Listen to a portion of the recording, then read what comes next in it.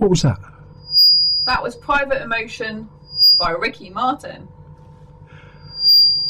So, I think just quickly, we are going to run out of time very soon. It seems to me that learning, education, has got a similar problem or situation to what we said was going on with radio and television. So you've already described how learning platforms do exist, and to some extent are working. But you don't think people would give up completely on a campus or a school? They'd need to meet up sometimes. Yeah, we were discussing this earlier, weren't we? I think personally, in terms of like university, college, this type of thing, that people will want the social aspect, the in-person social aspect, because I know that's why a lot of radio students, sorry, I was going to say radio students, that's why a lot of students, sorry, we've got some feedback going on here. No, it's all right, it's in my headphones, I'll put it back. So I was going to say that's a lot of people like to go to uni to socialise. Actually, University of Exeter, I think, does have its own radio show, doesn't it, still? They've got their own radio station, yeah. And the Digital Humanities Lab has got a studio as well. Wow. So what I was trying to say is that students, I think, will always want the social aspect, the in-person social aspect. I think being at home can be very isolating, cut off. I think more and more courses will go online. From what I understand, more and more courses are actually going online.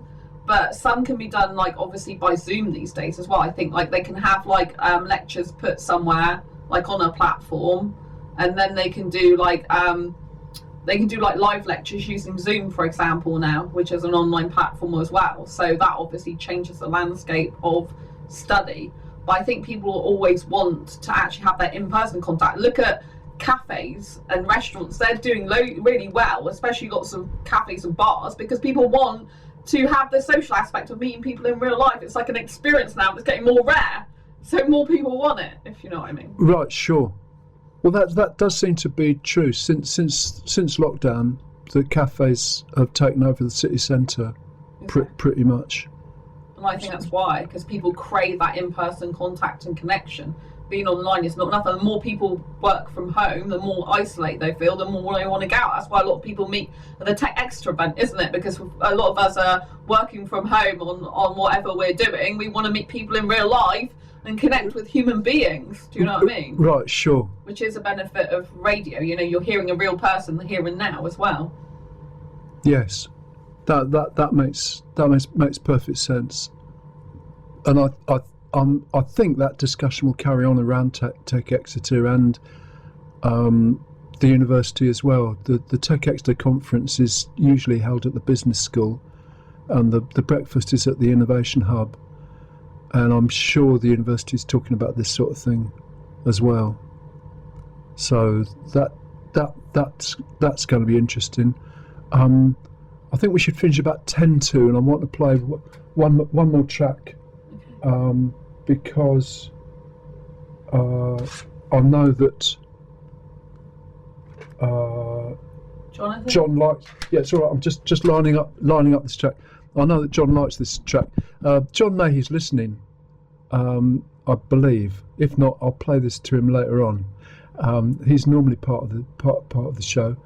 Just mention the last book, which I've got in front of me. Sorry, you'll have to read that. So my other book is called Fibromyalgia Self-Help Handbook. How to manage fibromyalgia, have less pain, more energy, and feel happier like a superhero rock star. So this is an autobiographical account of how I managed fibromyalgia, which is an unseen disability. It's a chronic pain condition that affects the nerves and muscles of the body. And the whole book is told, I should say, in a superhero style. It's even got a picture of me in my Ace Fibre Girl outfit at the back. But basically, this book is relevant to anyone, even if you have fibromyalgia or not, because it tells you how to reduce pain in 25 aspects of your life, most of which apply even if you don't have fibromyalgia. And it talks about all your different external environments and your internal environments, which obviously I'll leave that as intrigue for you to get the book, and how to manage them effectively to reduce your pain. And so, yeah, if you've got a fibromyalgia condition, or you want basically a personal development book, autobiographical book in disguise as a fibromyalgia self-help handbook, grab a copy of Fibromyalgia Self-Help Handbook on Amazon. Or do you want to... Okay. Look, I'm sorry to move on. I'm just saying that I know John's listening. I'm just going to make that a general purpose book about confidence, and hoping John will be back on the show at some point. And I hope you can come back on the show as well. And so we'll talk about different aspects of why people have confidence and are articulate, and the radio can help in the same way that social media can help. Yes, definitely. And also because I'm if I've got the right track lined up, this is Enrique Iglesias. Yes, and I know that John likes this track as well. Yeah, I love Enrique Escape. Very good singer.